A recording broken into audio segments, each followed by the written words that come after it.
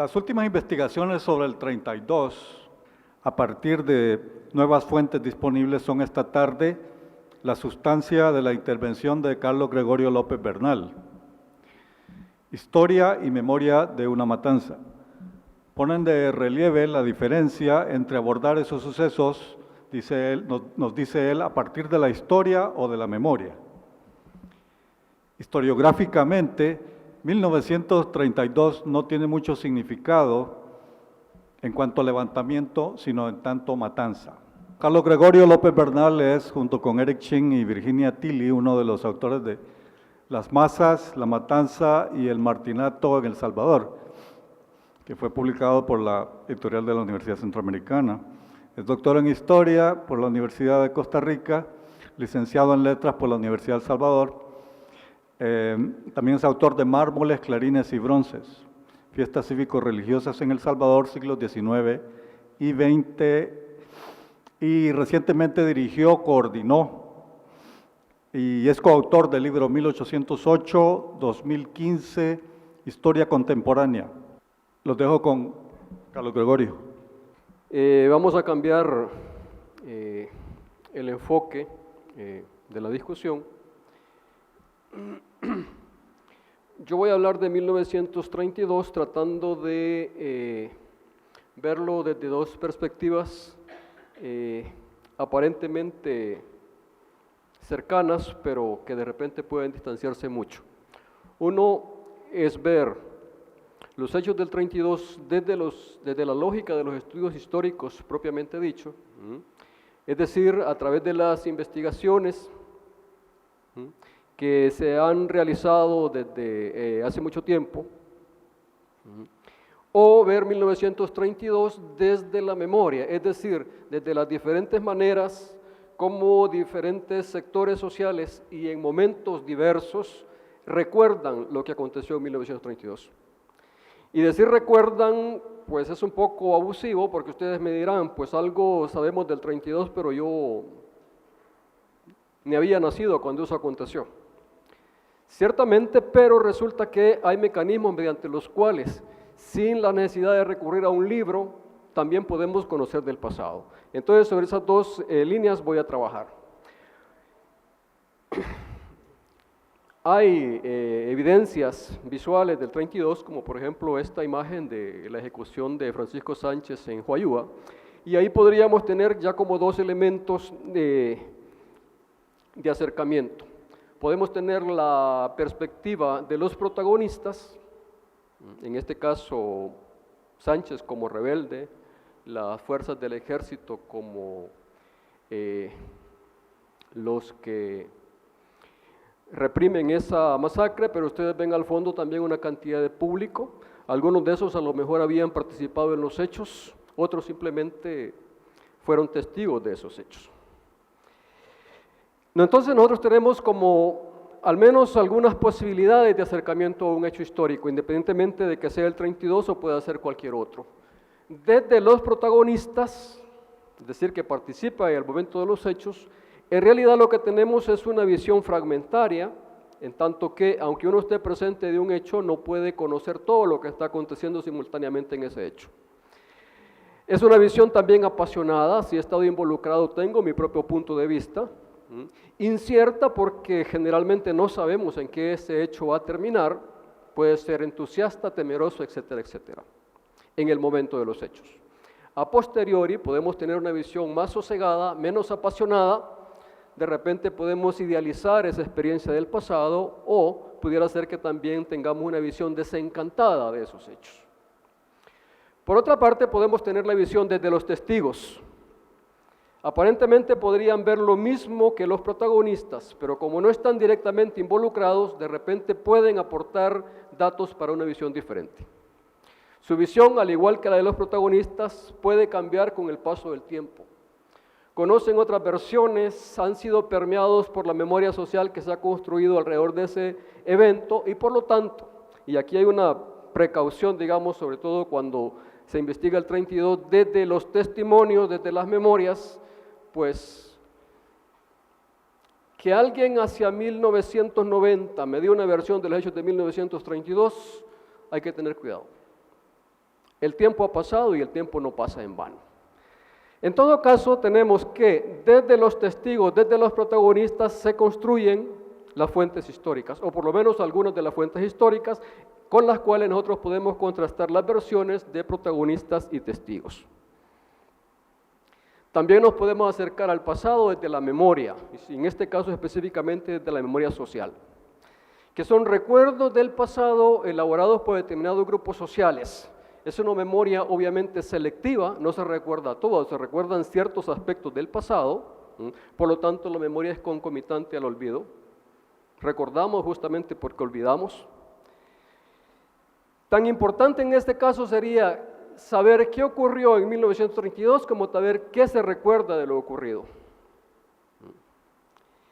También podemos acercarnos obviamente a esos hechos desde la historia. En este caso tendríamos una pesquisa, una investigación que pretende conocer y explicar ciertos hechos a través de un conocimiento histórico científicamente construido. Vale decir que las narrativas históricas también pueden incorporar la memoria. De hecho, los últimos trabajos que se hacen sobre el 32 parten justamente sobre la memoria del 32. Sin embargo, hay diferencias significativas. En primer lugar, hablando de la memoria, es obviamente un fenómeno muy social, pero con una mayor carga de subjetividad. Entonces, la memoria conlleva una escogencia de qué es lo que vamos a destacar de ese pasado en función de una experiencia del pasado, pero muchas veces también en función de una visión del presente. La memoria simplemente se asume como verdadera. Eso es un problema. Cuando uno habla con la gente sobre lo que recuerda, le dice, es que yo lo recuerdo así porque yo lo viví. Punto. Difícilmente admite cuestionamientos, mucho menos estaría dispuesta a considerar la memoria del otro. Pongan el caso de 1932, la memoria de un familiar, de alguien que perdió a un pariente en la represión del 32, difícilmente va a conciliar con la memoria de un efectivo militar que participó en la represión del 32. Desde la historia, entonces, la cuestión es diferente. La historia pretende tener una visión más objetiva del pasado. Y recalco el pretende, porque eso no significa que se logre esa objetividad, ¿no? Pero, a diferencia de la memoria, la historia sí consiente en considerar diferentes versiones y visiones y a partir de contrastar esas visiones y visiones, hacer un balance entre ellas. La memoria simplemente asume el silencio. La historia busca los silencios. En lo que se calla del pasado también pueden haber claves explicativas del pasado, etcétera, etcétera. Bueno, en todo caso, memoria e historia se prestan para hacer lo que algunos cientistas sociales llaman el uso político del pasado. ¿Y qué es el uso político del pasado? Es simplemente que personas o grupos recurran a la memoria y a la historia para encontrar argumentos y evidencias que apoyen una agenda de acción en el presente. Es decir, yo activista, en 2015 puedo perfectamente recurrir a la memoria o a la historia de 1932 para impulsar una acción política de este momento. Y así como acontece con el 32, obviamente también acontece con muchos otros casos. Veamos algunos ejemplos de esos usos políticos de la izquierda, del 32, perdón, en el caso de la izquierda. Resulta que 1932 para la izquierda es una herencia problemática. Por una parte, el 32 brinda muchos ejemplos, digamos, de movilización, de organización, de rebeldía de las masas populares, sobre eso abunda la narrativa del 32, pero también para la izquierda 1932 conlleva el hecho de que desde un inicio se le culpó de la matanza. Es más, el Partido Comunista casi que fue exterminado en el 32. Por lo tanto, el 32 condicionó fuertemente toda la acción política posterior del partido. Se volvió un partido extremadamente cauteloso frente, por ejemplo, a la opción de la lucha armada. Quedó como curado de volver a empezar una acción de ese tipo. El 32 fue muy difícil de asimilar por parte de la izquierda. Ahí hay un trabajo fantástico de Roque Dalton. Roque Dalton es justamente uno de los primeros intelectuales que comienza a hacer una elaboración sistemática sobre el 32 hasta convertir una versión aceptable. Y esa versión aceptable es hacer de una insurrección fracasada un ejemplo motivador para futuras luchas políticas. Ese es justamente el gran mérito del Miguel Mármol de Roque Dalton. Y bajo esa lógica, entonces resulta que 1932 pasa a ser simplemente un escalón más, un paso más en un proceso de luchas populares que Roque Dalton incluso lo lleva mucho más atrás en el tiempo. Hay un poema fantástico de Roque Dalton que se llama Los ultraizquierdistas, supongo que algunos lo conocerán, y es una síntesis apretadísima de la historia de El Salvador, desde la época de la conquista hasta los años 70. Y ahí es toda una galería de momentos, de eventos en los cuales los salvadoreños han luchado o por defender su libertad o por hacer la revolución. Y entonces 32 encaja en esa modalidad. Hasta llegar, por ejemplo, a la década de 1970, en donde, con una revolución en ciernes, pues obviamente la visión del 32 va a ser mucho más positiva. Esa interpretación.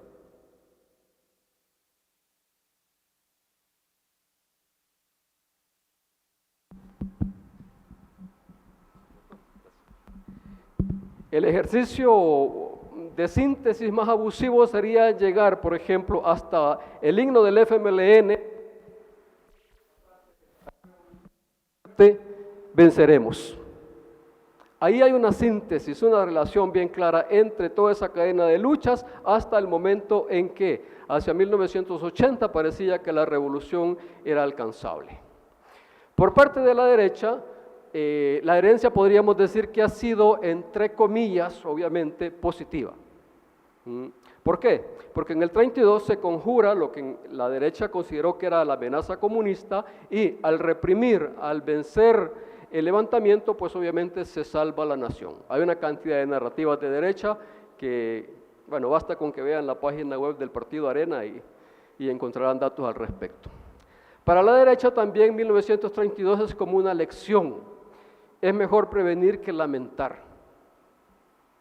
Haciendo alusión a cuando en momentos posteriores podía surgir una situación que amenazara el status quo establecido. Hacia la década de 1970 y 80, obviamente, hay una oposición creciente, incluso hay un accionar ya de organizaciones político-militares de la izquierda que amenazan el sistema, por lo tanto, la memoria del 32 para la derecha se vuelve mucho más necesaria. Podría abundar en ejemplos, no hay tiempo para eso. Vuelvo a hacer la síntesis abusiva. Y vean qué curioso, de nuevo llegamos al himno, pero esta vez otro himno, el de Arena. El Salvador será la tumba donde los rojos terminarán. Aquí es mucho más evidente incluso la relación con los hechos de 1932. Claro, aquí hay un problema.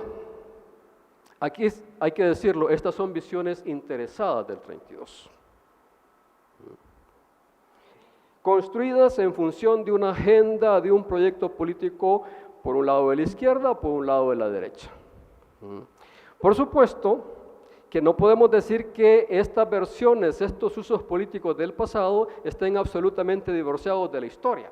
Hay algún fundamento histórico, pero se ha hecho un giro, a veces forzando bastante la cuestión, para llevar la visión del 32 en función a acercarla a la agenda que yo tengo en este momento. Y por supuesto también que en este caso también se recurre a la memoria. Entonces, memoria e historia también pueden ser justamente utilizadas en función de una agenda política del presente. Tendríamos ahí dos ejemplos. Estos son quizás mucho más evidentes, pero igualmente podríamos pensar, también hay una memoria del 32, por ejemplo, que se ha ido construyendo muy fuertemente en los últimos años, la de los pueblos indígenas. Hasta antes de los acuerdos de paz, los pueblos indígenas prácticamente que no se atrevían a hablar del 32, por razones obvias, habían sido víctimas de esa represión tan brutal que se dio en aquellos años. De cierto tiempo acá, obviamente, al estar en un contexto de mayor apertura política, de mayores libertades, pues hay gente que comienza a volver los ojos al 32 y decir, bueno, ¿y qué tuvieron que ver los indígenas en el 32?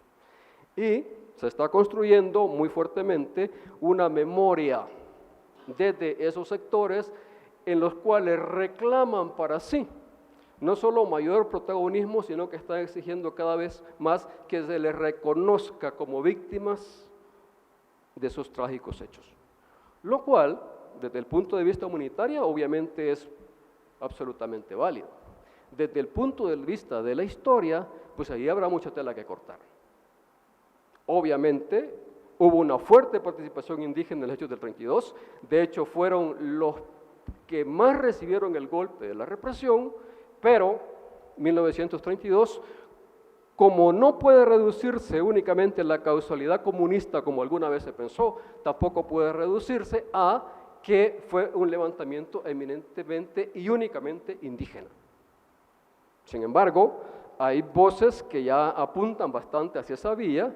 Recuerdo haber visto alguna vez un documental sobre Feliciano Ama, no sé si ustedes lo conozcan, algo que hizo Daniel Flores, y hay una frase sumamente interesante cuando los descendientes de Ama hablan de Feliciano Ama, y dicen, es que Feliciano Ama no era comunista, era comunal.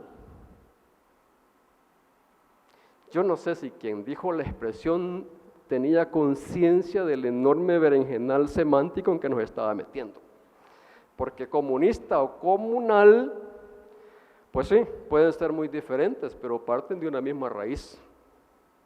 Pero claro, al decir que no era comunista, están distanciándose interesadamente de la narrativa que adjudicó más predominancia al Partido Comunista y tirando la línea hacia la tradición de las comunidades indígenas y sobre todo hacia el tema de las tierras comunales que habían sido propiedad de las comunidades indígenas y que las habían perdido en el marco de un proceso de privatización de tierras que para 1930 obviamente estaba muy avanzado, pero todavía había memoria de una época en que las comunidades indígenas poseían esas tierras.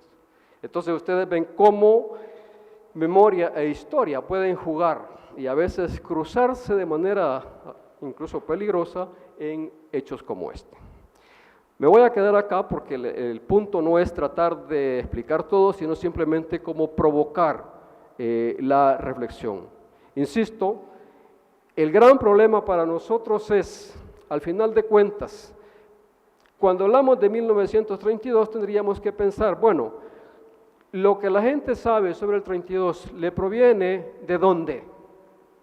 ¿De la historia o de la memoria? Dependiendo de eso, entonces podremos hablar y entendernos a veces, o simplemente no entendernos, porque hay posiciones que difícilmente se podrán acercar. Yo me quedaría hasta acá para dar espacio justamente a la discusión, que creo que es lo más interesante en estos puntos.